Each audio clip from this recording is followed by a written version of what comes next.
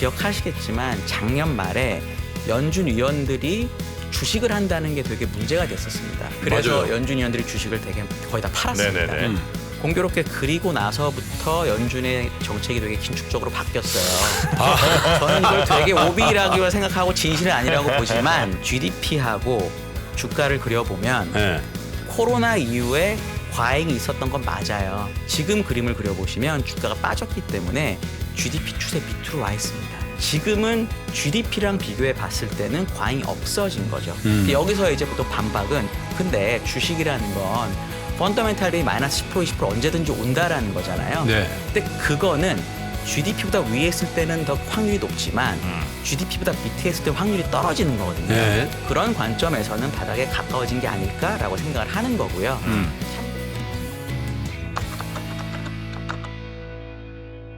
자, 그러면 오늘 저희와 함께 지난번 출연에서 아주 그 강한 인상을 남겨주고 네. 가신 분이시죠. 이베스트 한화투자증권이시죠. 참 한화투자증권의 이베스트가 입에 익었다 지금. 한화투자증권의 한상희 수석 연구위원님 모시도록 하겠습니다. 어서 오십시오. 안녕하세요. 네, 어서 오세요. 반갑습니다. 네, 네. 아, 이런 거 안 헷갈리는데 죄송합니다. 괜찮습니다. 네. 네. 삼자 돌림이시죠? 저희 희자 돌립니다. 괜히 엉뚱한 찍으세요. 아니 자기 살려주려고 그런 거야. 엉뚱한 대로. 한화투자증권 자랑 시간 30초만 드리겠습니다. 저희요? 네. 저희 유튜브 채널 스텝스라고 있습니다. 아, 유명하죠. 저 말고 저희 에너지 담당하시는 박용훈 상무님, 매크로 담당하시는 김일구 상무님 네. 정말 마켓 최고인 것 같습니다. 꼭 오세요. 네. 알겠습니다. 자, 그러면 우리 한상희 연구원님과 함께 네. 일단 지금 현재 상황에 대한 진단 한번 살짝 하고 넘어갈까요? 제가 보니까 제가 FOMC 하는 날 여기 왔었더라고요. 그때 주가가 4,100 조금 넘었었는데 네. 그날 밤에 주가가 많이 올랐다가 그리고 계속 빠지다가 다행히 지난 일주일 주가가 많이 올랐습니다. 네. 그래서 지난 금요일 주가가 4,150 정도 돼요. 그래서 다행히 그동안 주가가 살짝 올랐다라는 거고요. 네. 그다음에 제가 제일 지금 아주 단기적으로는 다행이라고 보는 건 뭐냐면 금요일 날 주가가 올랐는데 최근 장이 약할 때 그 미국의 휴일 전에 주가가 올랐던 적이 거의 없습니다. 올해는. 왜냐하면 사람들이 심리가 너무 불안하니까. 불안하면 팔고 휴강한다. 보통 그래요. 우리나라도 그렇잖아요. 장이 추석 전에 장이 안 좋으면 팔고 가고 이런 게 있잖아요. 미국은 올해 특히 그런 일이 많았는데 네. 이번 금요일에 그런 걸 처음으로 좀 벗어났다. 월요일이 어제 노는 날이었거든요. 미국이 현충일. 그게 첫 번째고요. 두 번째는 그동안에는 금리가 오르면서 주식이 빠졌어요. 네. 그러니까 채권 뭐냐면 투자자가 내가 채권도 팔고 주식도 팔고 다 팔았습니다. 막 팔아. 그래서 달러만 디립다 산 거죠. 달러 지수 104를 넘었었으니까. 그러니까. 근데 최근에 어떤 거 같냐면 이건 전 몰라요. 그냥 숫자로만 보면은 드디어 그 달러를 샀던 사람들이 채권이라도 사는 것 같아요. 그러니까 유가증권에 대한 투자를 전혀 안 했던 사람들이 아 이제 난 채권이라도 사야 되겠다. 채권금리 빠지더라고요. 네, 지금 10년물이 2.7 몇까지 빠졌는데 그게 채권이 5번 1, 2, 3, 4, 5에 진짜 많이 가격이 빠졌다고 생각을 하시는데 제가 요번에 하반기 전망선에서 해보니까 고점에서 장기채 가격이 25% 정도 빠지면 보통 저점을 만들더라고요. 채권은 네, 그게 2018년에도 그랬고 뭐 자주 있었던 일입니다. 네. 그러니까 그런 걸 느꼈던 사람들 입장에서 10년물이 3%를 넘었을 때 사봐야겠다는 느낌이 드는 거죠. 그러면 어떠냐면 역사적으로 보면 뭐 항상 역사가 반복되진 않지만 그렇게 사람들이 돈을 갖고 있다가 뭔가 투자에 나서게 되면 그 다음으로 덜 위험해 보이는 쪽에 돈을 넣을 가능성이 되게 높다라는 거예요. 저는 그게 이제 최근에 주가 며칠이라도 한 6, 7% 반등을 이끈 게 아닌가라고 생각합니다. 그러니까 아까 주말이나 뭐 휴일 얘기를 하셨는데 오늘 아침에도 제가 일어나자마자 기계적으로 미국 시장은 어떻게 되지 딱 보니까 3%가 오른 거예요. 그래서 이야 또 올랐구만 이렇게 했는데 아차 휴일이었지. 금요일 근데 거에. 지난 3, 4월 달 있잖아요. 휴일 날 딱 하고 어휴 또 마이너스 3%야? 아 휴일이었구나. 막 네. 가슴을 그런 상황이 반전이 됐던 뜻이잖아요. 되게 오랜만인 것 같아요. 네. 올해는 거의 없었던 것 같아요. 진짜. 그쵸. 네. 네. 그럼 지금 현재 상황은 약간 좀 바닥 왜 그런 얘기도 많이 하시잖아요. 지금 이제 바닥이다. 네. 어떻게 비슷하게 생각하세요? 아니면 그거는 아닐 수도 있다. 저는 이제 바닥이라고 사실 생각하시는 것 같은데. 사실 애널리스트가 바닥을 논하는 것만큼 정말 무서운 얘기가 없는데 네. 제가 이번에 이제 자료를 내면서 그래도 바닥이 얼마인지를 한번 해봤어요. 왜냐하면은 고객들이 진짜 많이 물어보세요. 왜냐하면 이런 거죠. 지금 4,100 얼마인데 얼마까지 빠지는지를 내가 알고 있으면 무섭지 않아요. 충분히 예를 들어 바닥이 얼마인지 내가 확인을 할 수만 있으면 충분히 그때까지 기다릴 수 있습니다. 근데 지금 바닥이 얼마인지 모르니까 무서워서 못 사는 거거든요. 네. 그래서 그런 관점에서 이제 바닥이 얼마일까 나름대로 해본 게 이제 3,700 중반 정도 됐던 거고요. 근데 리포트가 나갔을 때 주가가 3,900 정도 됐었습니다. 네. 그리고 제가 생각하는 베이스 보통 올해 S&P 목표가 4,400이고 불 케이스가 4,800이거든요. 그러면 지금이 바닥보다 위에 올라와 있는 건 맞는데 올라갈 룸이 내려갈 룸보다는 크잖아요. 그러면 이제 투자하시는 분들은 그래도 아직은 바닥에 더 가까운 거다라고 해석하는 게 나은 거죠. 훨씬. 예. 바닥이라고 보는 가장 강한 이유 몇 가지를 좀 들어보죠. 제가 그래서 이번에 3가지를 해봤어요. 첫 예. 번째는 이제 탑다운으로 한번 해보고 나머지 2개는 소위 말하는 PER하고 그다음에 DCF라는 걸 좀 보수적인 가정을 넣어서 해봤거든요. 예. 그러니까 이제 사실은 요번에도 제가 매크로 얘기를 많이 뺀 이유가 저는 이제 매크로는 큰 변수는 아니라고 생각하는 편이에요. 지난 네. 5개월 동안 매크로가 모든 시장을 좌우했는데 이미 연준에서 6월, 7월 50bp 인상을 뭐 기정사실화했고 네. 그리고 9월, 11월 그 다음에 가는 것도 대략 연말에 2.75까지 올리는 걸 기정사실화했으면 네. 매크로보다는 기업 실적이나 실제 뭐 이런 게 더 중요하다고 저는 보거든요. 네. 탑다운 어떤 게 있냐면 되게 공교로운 일이긴 한데 기억하시겠지만 작년 말에 연준 위원들이 주식을 한다는 게 되게 문제가 됐었습니다. 그래서 맞아요. 연준 위원들이 주식을 되게 거의 다 팔았습니다. 네네네. 공교롭게 그리고 나서부터 연준의 정책이 되게 긴축적으로 바뀌었어요. 저는 이걸 되게 오비라고 생각하고 진실은 아니라고 보지만 네. GDP하고 주가를 그려보면 네. 코로나 이후에 과잉이 있었던 건 맞아요. 그러니까 명목 GDP하고 주가를 그렸을 때 갭이 있었는데 네. 만약에 연준 위원들이 생각하기에 그게 과잉이고 예를 들어 그 올라갔던 걸 설명을 어떻게 했었냐면 생산성이 향상이 되고 미국 기업의 구조가 바뀌었기 때문에 GDP보다 많이 성장할 수 있다라는 논리가 있었거든요. 근데 연준이 보기에 또는 그 정책하는 분들이 보기에 아니다. 요거는 과잉이다라고 느끼고 때려야 된다고 했으면 지금 그림을 그려보시면 주가가 빠졌기 때문에 GDP 추세 밑으로 와 있습니다. 그러니까 지금 얘기하시는 이제 뭐 약세론자도 있고 다양한 분들이 있잖아요. 제가 이제 3프로에서 켄 피셔 모신 인터뷰 다 봤습니다. 보셨어요? 네, 저는 이제 그분 의견하고 제가 되게 비슷했기 때문에 되게 봤는데 그러니까 그런 분도 있고 반대로 엄청나게 나쁘게 보는 분도 있고 이렇잖아요. 나쁘게 보는 분들의 가장 큰 얘기가 뭐였냐면 아직도 시장에 과잉이 많다라는 거예요. 과잉이 많다. 네. 근데 일단 그러니까 4,800일 때는 과잉이 많다라고 주장할 수 있었는데 네. 지금은 GDP랑 비교해 봤을 때는 과잉이 없어진 거죠. 여기서 이제 보통 반박은 근데 주식이라는 건 펀더멘탈이 마이너스 10% 20% 언제든지 온다라는 거잖아요. 네. 근데 그거는 GDP보다 위에 있을 때는 더 확률이 높지만 GDP보다 밑에 있을 때 확률이 떨어지는 거거든요. 네. 그런 관점에서는 바닥에 가까워진 게 아닐까라고 생각을 하는 거고요. 참고로 지수가 3,800 정도가 되면 코로나 전 S&P 고점이 얼마였냐면 3,386이었습니다. 3,800으로 보면 2년 동안 주가가 5.8%씩 오른 거예요. 1년에. 별로 안 되잖아요. 그 같은 기간에 GDP가 얼마 늘었냐면 명목이 5.4% 늘었습니다. GDP만큼 늘은 거예요. 늘은 거죠. 더더군다나 미국 S&P 500 기업들은 미국에서 제일 좋은 500개 기업이거든요. 미국은 은행만 4,000개 있는 나라입니다. 그러니까 기업이 진짜 많을 거예요. 그렇죠. 그중에 500개 기업이 GDP보다 성장을 더하는 거는 네. 되게 자연스럽거든요. 네. 그러면 그런 관점에서 보면 3,800 뭐 연절이면 과잉은 없는 것 같다라는 게 첫 번째고요. 버텀업으로는 일단 P는 좀 간단하게 내년 이익이 10% 줄고요. 만약에 그리고 PER을 18배를 적용하면 3,700 한 중반쯤 나와요. 근데 이게 어떻게 한 거냐면 지난 3년 5년 평균 P는 얘기하지 말고요. 왜냐면 워낙 높았으니까 10년으로 보면 19배가 평균인데 그거 이하로 하고 실적이 10% 줄어드는 일이 많지 않거든요. 그렇게 했을 때 그렇게 나오는 거고 최악의 상황을 가정하더라도 최악이라고 하면 물론 더 빠지겠지만 네. 우리가 생각하는 이게 그러니까 상승장에 있어서 코로나나 뭐 블랙먼데이나 이 정도의 하락장이라면 이제 예상할 수 있는 거죠. 이게 무슨 뭐 대공황이나 이렇게 가지 않는다면 이제 그렇게 보는 거고 네. 세 번째는 이제 소위 말하는 현금 흐름을 할인해 가지고 지수를 구하는 방법을 네, 한번 DCF 죠. 예, DCF라고 합니다. 네. 그 중에 내년 현금 흐름이 20%가 줄고요.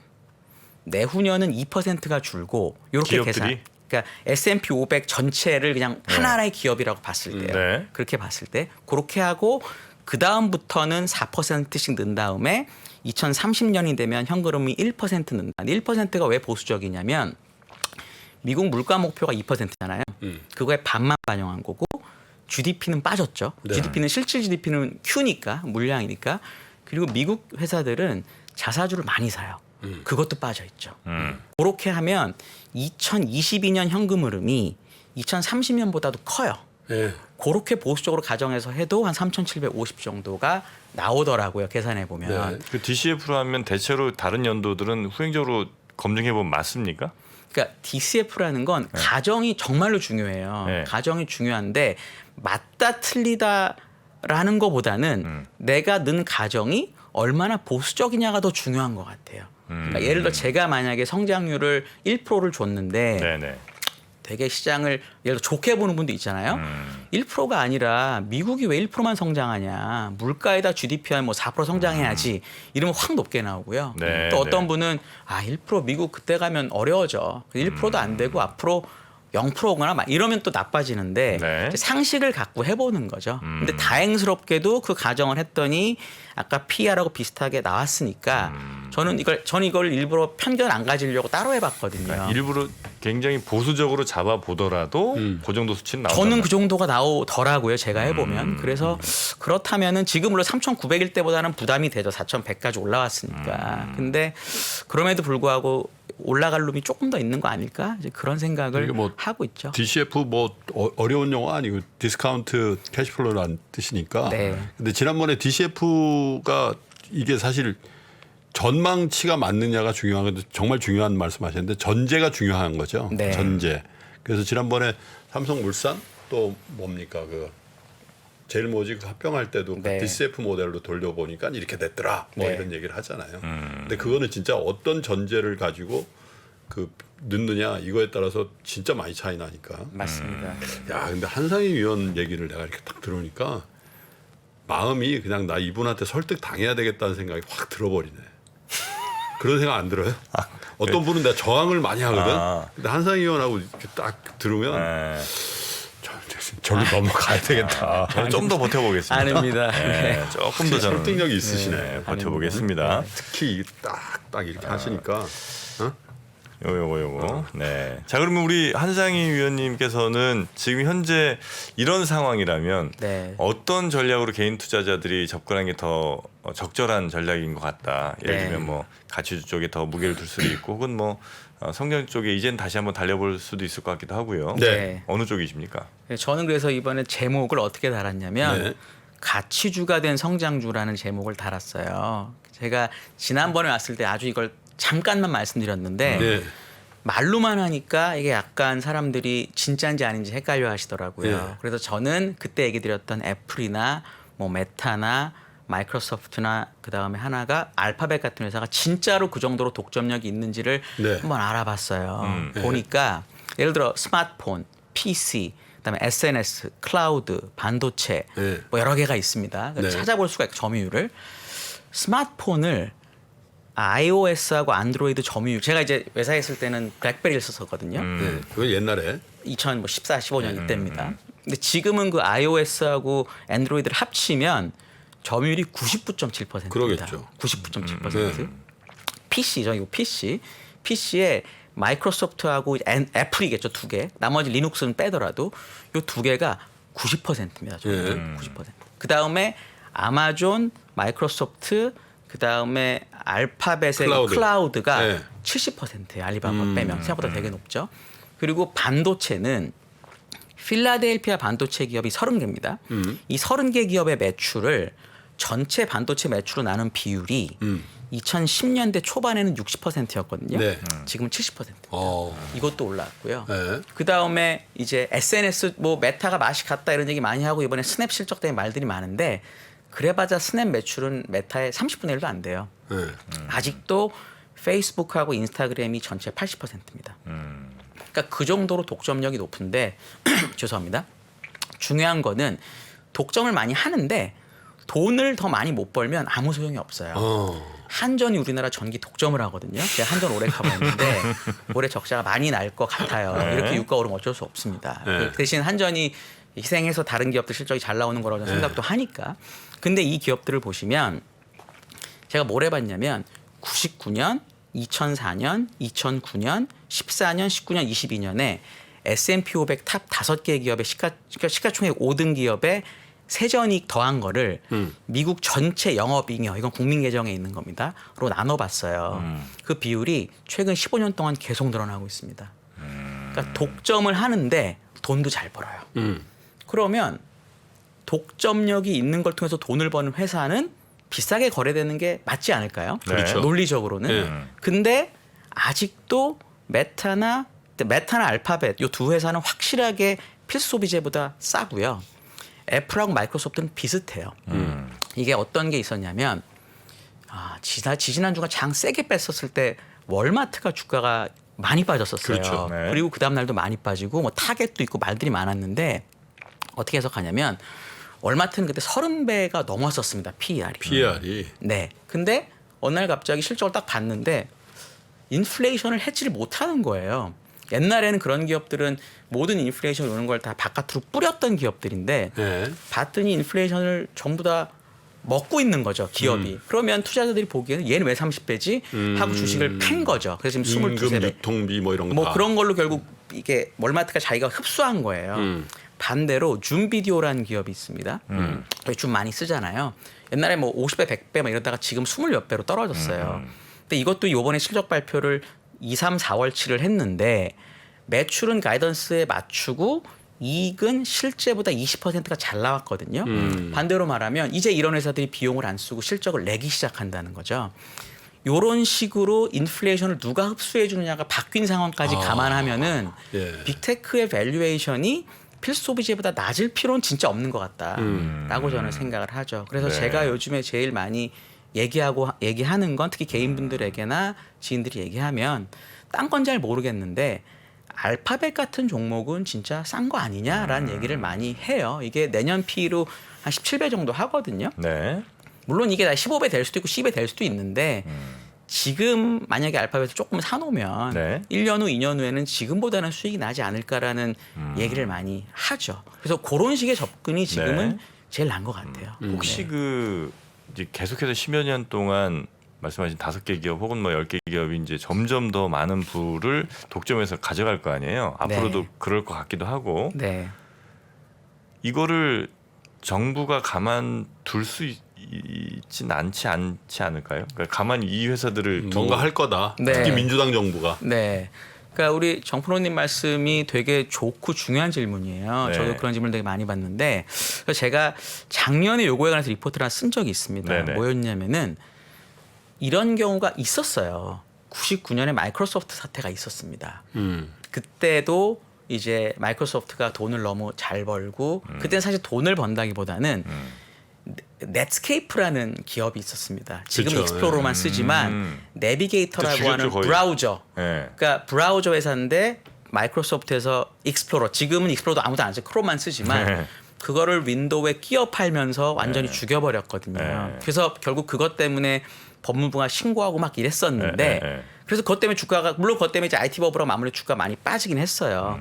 근데 결론은 결국 어떻게 났냐면 1심은 미국 법무부가 이겼습니다. 근데 항소심에 가서 법무부가 졌어요.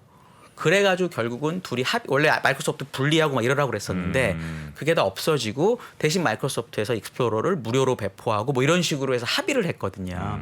그때 나왔던 얘기가 뭐냐면 소비자 효용의 법칙 뭐 이런 게 있었어요. 그래서 그때 이제 재판의 결과가 뭐였냐면 독점인 건 맞지만 이 독점의 결과가 소비자들에게 더 많은 유용성을 효용을 줬다면 인정할 수 있다라는 식으로 판결이 났었거든요.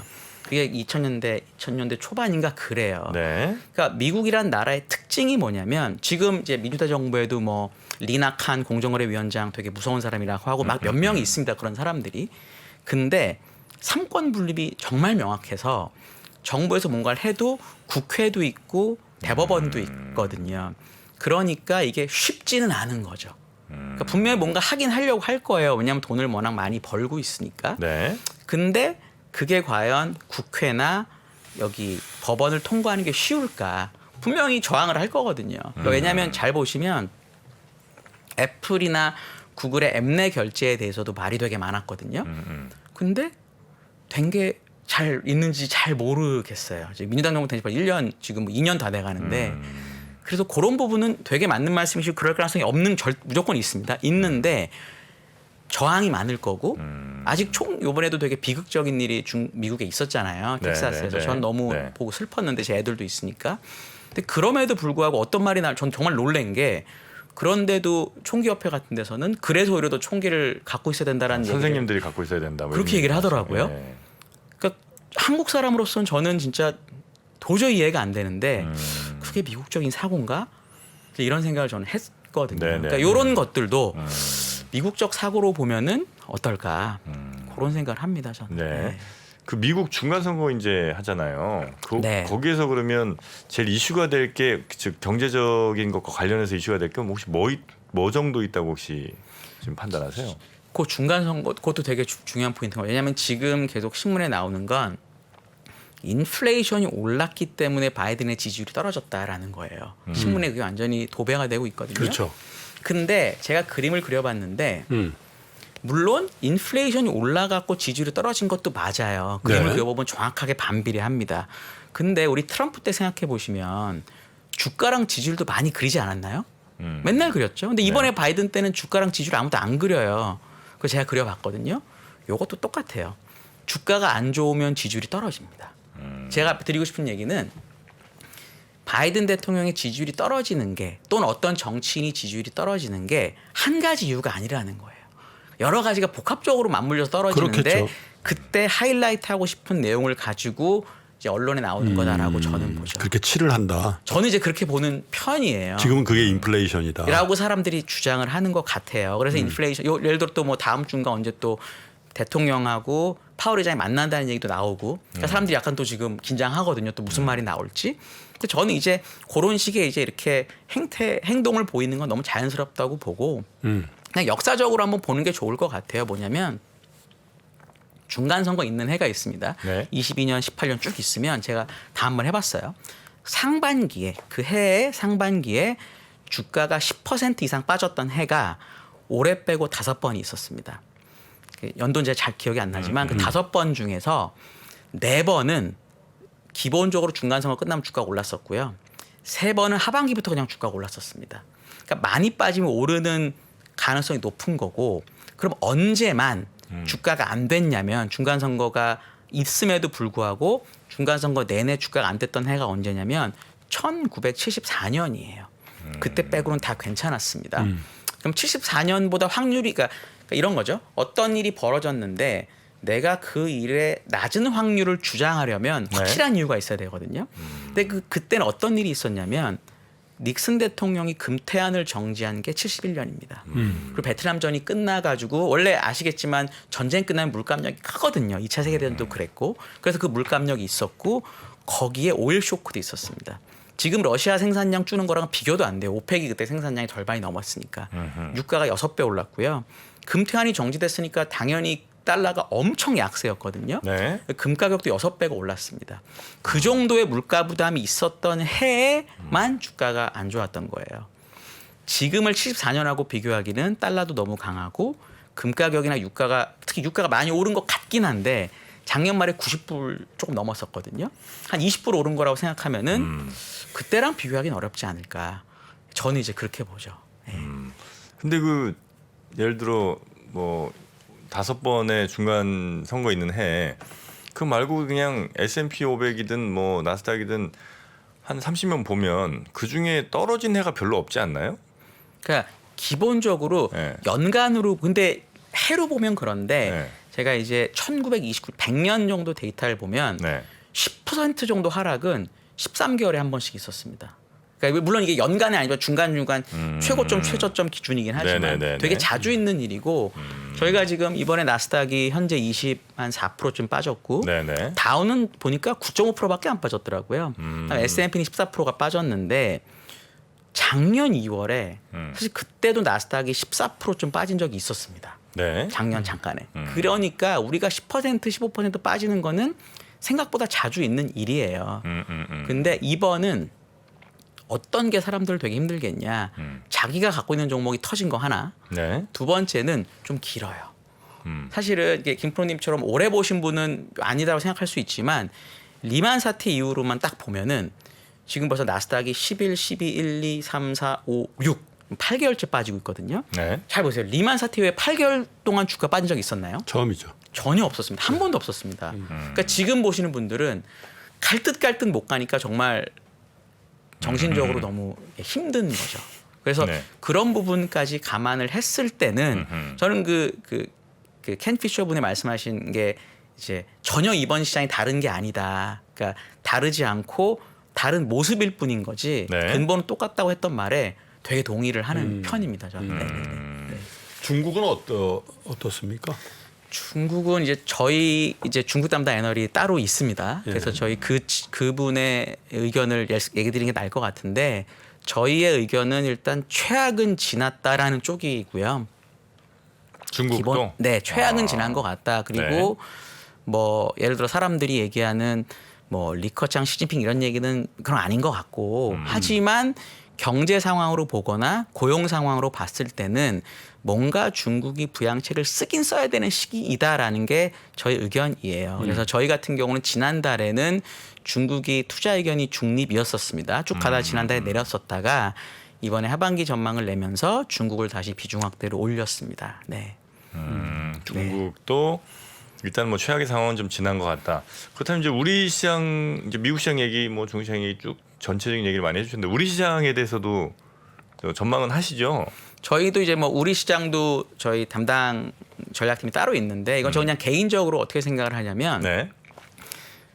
사람들이 지금 한국이나 중국이나 미국이나 이런 약간 뭐랄까 조금 좋은 산업을 갖고 있는 나라보다는 소위 말하는 에너지나 소재나 이런 게 많은 신흥국을 사야 된다고 얘기하는 분들도 꽤 많아요. 네. 근데 그럴 수 있거든요. 저는 그게 틀리다는 게 아니라 충분히 그럴 수 있습니다. 근데 논리는 맞아야 된다. 제가 이제 내년이면 20년인데 한 번도 그런 시장이 경기가 박살날 때 됐던 적이 없어요. 지난 20년을 보면 그런 시장이 제대로 시장을 주가가 올랐던 건 2005, 6, 7년, 8년 정도까지 그리고 11년 요 정도거든요. 그러니까 만약에 주식 투자를 하시는 분이 나는 한국, 중국, 미국 같은 이렇게 업종이 좀 다양하고 성장주가 많은 나라는 안 될 것 같고 그런 약간 원자재가 많은 나라가 될 것 같으시면 브라질 같은데. 네, 어떤 가정을 하셔야 되냐면 경기가 생각보다 내년에 좋을 거야 라고 반드시 가정하셔야 돼요. 그러니까 이렇게 생각하시면 안 돼요. 그러니까 내년에 경기는 안 좋을 것 같은데 그런 거 사자는 진짜 논리는 안 맞는 것 같아요. 그래서 그거에 대해서 주의하실 필요가 있고 네. 저희가 이제 중국이나 미국을 어쨌든 그래도 뭐 3,900만큼은 아니어도 바닥에 그나마 좀 가까워진 거 아닐까라고 생각하는다면 한국도 나쁘게 보면 논리가 안 맞는 거죠. 한국의 업종 구성이 제가 처음에 이제 시작할 2004년만 해도 한국은 그냥 수출하고 제조업밖에 없는 나라라고 저는 그렇게 배웠었어요. 근데 지금은 뭐 2차 전지, 소프트웨어, 뭐 정말로 좋은 바이오. 기업들이 많아. 이제 건설, 이제 조선 이런 거 제가 처음에 하던 거는 이렇게 됐어요. 너무 비중이 작아지고 업종에서 경제에선 모르겠지만 그러니까 그런 정도의 사업 구조를 갖는 나라가 좋게 보이는 거죠. 그러니까 시장이 경제가 완전히 박살나지 않고 경제가 둔화되는 시장에서는 그런 쪽이 오히려 낫지 않을까라는 저는 기대를 하는 거죠. 그 우리 시장은 괜찮다는 말씀이신 거죠? 한국도 이제 바닥에서 한 100포인트 좀 올라온 것 같아요. 네. 그러니까 뭐 다시 100포인트라는 게 적어 보여도 4%거든요. 시장이 네. 4%면 아주 많이 그래도 반등을 한 거예요. 그러니까 뭐 다시 뭐 흔들릴 수는 있지만 전 2,600 언더에서는 그렇게 막 불편하거나 그러지는 않더라고요. 네네네. 그 유가가 지금 110 몇 117? 오늘 브렌트는 120을 찍었더라고요. 120 찍었어요? 네, 근데 이제 오늘은 네. 미국이 어제 놀았기 때문에 약간 뭐 그런 것도 있지만 어쨌든 브렌트는 이제 120을 찍었나 뭐 미친 거랑 그런 것 같더라고요. 이 가격이 계속 가지는 않겠죠. 그러니까 저는 뭐 유가의 전문가는 아니지만 네. 이제 EIA라고 이제 미국의 에너지청이 네. 유가 전망을 합니다. 근데 물론 이제 EIA는 옛날에 제가 건설 엔화를 할 때도 느낀 거지만 정말 주가를 무지하게 못 맞추기 유명한 곳이긴 해요. 그건 맞습니다. 네. 근데 그럼에도 불구하고 이 유가 생산과 소비에 대한 데이터를 제일 많이 갖고 있는 곳이기도 해요. 그러니까 거기는 투기적인 요인을 배제하고 수급에 따라서 유가 전망을 한다라고 저는 이해를 하는데 그분들이 예상하고 있는 거는 내년까지 90불 초반까지 빠진다는 거예요. 네. 수급으로만 보면. 그러면 이제 거기서 이제 뭐랄까 이 투기적인 게 얼마 붙느냐에 따라서 유가가 왔다 갔다 하긴 하겠죠. 근데 만약에 지금 100불, 120불이 유지만 쭉 되더라도 물가에는 그래도 긍정적인 게 좀 심하고 중립적인 영향은 주겠죠. 더 오르지만 않으면. 왜냐하면 이미 높았었으니까. 네. 그래서 그 정도로 그냥 보는 게 어떨까라고 저는 생각을 해요. 네. 그러면 뭐 대체로 미국 주식에 대해서 좀 적극적인 마인드를 가져야 되고 그 중에서도 이 미국의 테크 기업들 네. 뭐 이런 쪽 플랫폼 네. 이런 쪽의 기업들이 훨씬 더 강한 반등력을 가질 것이다. 이렇게 보시는 거네요. 저는 그렇게 봐요. 그러니까 지금 예를 들어 만약에 장이 너무 급하게 또 올라왔으니까 또 빠질 수 있겠죠. 빠질 수 있고 이제 6월 10일에 이제 물가 지표가 나오니까 그 전에는 또 분명히 주식이 또 흔들릴 거예요. 왜냐하면 물가 지표 얼마인지 너무 무섭잖아요. 그래서 또 만약에 또 4천 밑으로 가고 이러면 그때는 좀 정말 긍정적으로 보시면 어떨까. 제가 이제 사실 4월 초에 저희 채널에서 그때도 얘기했던 게 물가가 있고 옵션 만기가 있고 휴일이 있고 이래서 좀 리스크 관리하자라는 동영상이 있거든요. 근데 그때 제가 제시했던 밴드가 4천에서 4,100이었어요. 근데 물론 그게 틀렸죠. 왜냐하면 밑으로 갔었으니까. 그래서 지지난주에 이제 반성하는 촬영을 하고 그랬었는데 생각은 비슷해요. 그래도 4천 밑에서는 3,700, 3,800, 4천 사이에서는 조금이라도 사놔야 그 다음에 더 살 수 있지 않나라고 저는 생각을 합니다. 네. 다만 이제 한꺼번에 확 사가지고 그냥 바이앤홀딩 하지 말고 지금 변동성 구간이니까 좀 싸게 사야 된다. 왜냐하면 무섭죠. 왜냐하면 어떠냐면 지금 같은 구간에서 만약에 자기가 진짜 정신적으로 준비가 된 분이면 상관없어요. 근데 보통 제가 보니까 지금 올라도 샀어요. 그래서 샀는데 하필이면 그날이 고점이고 한 또 빠집니다. 한 3,800. 그럼 어떠냐면 거기서 기다리면 되는데 거기서 파는 경우가 난 틀렸구나. 되게 많아요. 자기가 산 가격을 목표 주가로 삼아버리지. 그런 일이 이제 벌어지고 그래서 피터 린치가 20몇 년 동안 연평균 20몇 프로의 수익을 냈다고 하는데 펀드 가입자 중에 뭐 30%만 돈을 벌었대나 그렇다는 거죠. 그러니까 이 사람은 혼자 열심히 운용을 하고 있는데 펀드 가입한 사람은 여기서 가입하고 나가고 가입 이런 사람이 너무 많았다는 거예요. 그러니까 그걸 안 할 자신 있으면 괜찮은데 보통 못 그러시니까 조금 사놓으시면 예를 들어 내가 조금 사면 빠지면 네. 내가 샀으니까 더 싸게 살 수 있는 기회다라고 정신 승리를 할 수가 네. 있는 거죠. 저는 지금 사는 거는 차라리 저는 용기 있게 살 수 있겠습니다. 아, 네. 근데 이제 이미 많이 물려 있잖아요. 물려 있는 예. 네. 그러니까 지금은 전 들어갈 수 있어요. 전 들어갈 수 있는데 이제 이미 제 돈은 다 들어가 있단 말이지요. 네. 그래서 많이 지금 훼손이 됐지 않겠습니까? 네. 얘는 놔둬야 되는 게 맞겠네요, 그러면. 저 같으면 그 훼손된 저는 이제 보통 그렇게 물어보면 어떻게 대답하냐면 종목을 일단 줄이라고 합니다. 그러니까 예를 들어 훼손된 게 한 종목으로 훼손됐으면 못 하는데 보통은 40 종목.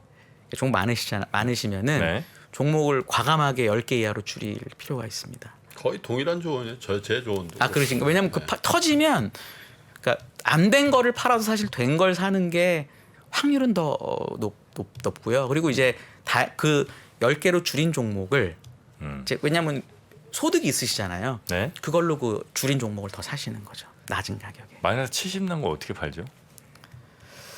그래도 뭐 어떤 종목인지 모르겠지만 네. 예, 그거 말고 덜 손해 본 게 있으실 거잖아요. 네. 글로 보통 원칙은 이제 글로 여기에 대해 자기는 확신이 어떻게 있으신 게 아니에요. 모든 게스트한테 마지막 질문은 나는 어떻게 이거니? 아 이게 바로 지금 현재 또 우리 시청자들이 그럼요. 처한 상황일 수도 있습니다. 그래서 저는 친구들한테도 다 그렇게 얘기해. 물렸으면은 그냥 눈물을 머금고 종목을 줄이는 게 나중을 위해서 좋다. 왜냐하면은 그래야 오를 때 이게 더 오르면 더 먹을 수 있는 뭔가를 해야지 되니까요. 예. 어떻게든 땡겨서 그러면 오를 만한 애를 사는 건 어떻습니까? 땡긴다 하시면 뭐 대출 같은 거를 뭐 그렇죠. 받으셔가지고 저는 대출을 쓰는 걸 아주 나쁘게 보진 않는데 대출의 만기는 반드시 길어야 된다. 그러니까 제가 이런 경우를 많이 봤어요. 만기가 있는 돈을 갖고 투자를 하면 예를 들어 제가 만약에 어떤 은행 대출이 있는데 6월 말이 만기였다고 치죠. 근데 이게 갑자기 뭐 정부의 정책이든 어떤 이유에서든지 대출 만기 연장이 안 됐어요. 그럼 어쩔 수 없이 6월에 주식을 팔아야 되거든요. 왜냐하면 돈을 갚아야 되니까. 네. 그러면 되게 높은 확률로 그게 바닥일 경우가 되게 많아요. 진짜 이거는 그렇습니까? 그래서 네. 대출은 만기가 길면 괜찮다. 아. 대신에 너무 많이 하지 마시고요. 네. 절대. 아니, 여쭤본 절대 많이 거 하시면 안 됩니다. 진짜 중요한 말씀이에요. 예, 여쭤본 건 그만큼 대출 받아도 괜찮을 만큼 지금 바닥인가 하는 걸 좀 여쭤본 건데 네. 하여튼 뭐 길게 가라 대출은. 대출은 대출 받아서 사는 얘기는 저는 거의 안 네, 합니다. 네. 워낙 무서운 네, 얘기라서. 제가 잘 판단하겠습니다. 네, 정프로님. 네. 자, 오늘 저희와 네. 함께 많은 분들이 우리 김프로님처럼 설득을 이미 당하셨답니다. 한며든다니까. 한며든다. 네, 우리 한화투자증권의 한상희 수석연구위원과 함께 정말 아니, 근데 한상희 위원 얘기처럼 됐으면 좋겠어요. 저는. 저도 BNP입니다 요즘에. Buy and Pray라고 항상 기도하고 있습니다. 정말. 네. 꼭 그렇게 됐으면 좋겠습니다. 저도요. 네. 알겠습니다. 다음에 또 모시도록 하겠습니다. 함께 해주셔서 대단히 고맙습니다. 감사합니다.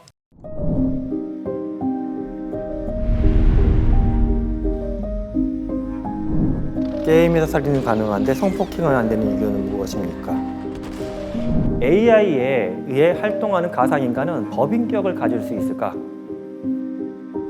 내 아바타에 AI를 입힌다면 나 대신 무엇을 시키고 싶으신가요?